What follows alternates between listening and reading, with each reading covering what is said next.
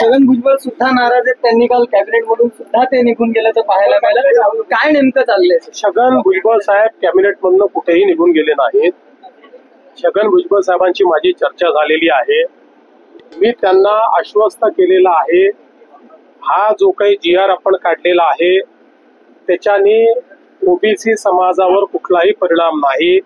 हा सरसकट GR नाही, हा पुराव्याचाच GR आहे. फक्त मराठवाड्यामध्ये इंग्रजांचं राज्य नव्हतं, मराठवाड्यामध्ये निजामाचं राज्य होतं. त्यामुळे इंग्रजांच्या राज्यातले पुरावे हे इतर ठिकाणी मिळतात, मराठवाड्यात मिळत नाही. मराठवाड्यातले पुरावे हे निजामाकडे म्हणजे हैदराबाद गॅझेटमध्ये मिळतात. त्यामुळे तिथले पुरावे जे आहेत ते आपण ग्राह्य धरलेले आहेत. त्यामुळे जे खरे कुणबी आहेत त्या पुराव्यांमध्ये त्यांनाच हे मिळणार आहे. आणि मला असं वाटतं की यातनं एक प्रकारे जे काही खरे हक्कदार आहेत त्यांना मिळणार आहे, पण कोणालाही खोटेपणा करता येणार नाही अशा प्रकारचा हा GR असल्यामुळे अनेक ओबीसी संघटनांनी याचं स्वागत केलेलं आहे. अनेकांनी त्यातलं आता आमच्या मनामध्ये शंका नाही असंही सांगितलंय.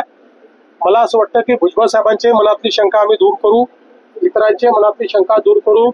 एक गोष्ट ओबीसी नेत्यांना देखील माहिती आहे की जोपर्यंत हे राज्य आहे तोपर्यंत ओबीसीवर अन्याय होऊ शकत नाही.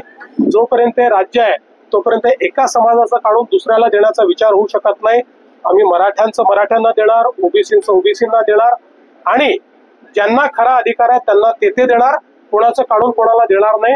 दोन समाजाला एकमेकासमोर कधीच आणणार नाही.